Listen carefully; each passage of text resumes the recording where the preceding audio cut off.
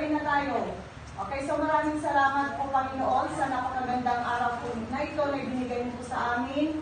At nagpapasalamat po kami sa biyaya pa, Father God, na patuloy niyo pong pinagkakaroon sa paaralan ito, Father God.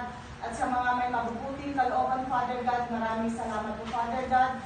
Lalo-lalo na po sa unang linggo itong pasukan, Father God. Unang linggo pa lang po, Father God, ramdam na namin po ang iyong mga pagpapala, Father God. Father God, kami po ay nagpapasalamat sa inyo. I-bless niyo po ang family nila Tito, Father God. Dahil sa blessing po na sinishare nila po sa mga bata po, Father God. Ibalik mo po sa kanila, Father God, ng siksik, liglig at umako, Father God. At bigyan niyo pa po, Father God, ng marami pang blessings ang family na ito, Father God. Kasi po sila po ay may busilak at malinis na puso, Father God.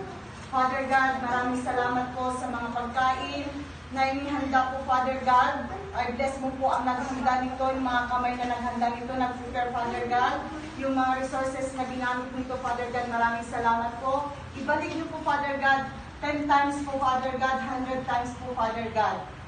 Father God, patawarin niyo po ang aming mga kasalanan, Father God. Linisin niyo po ang aming puso, isipan, Father God.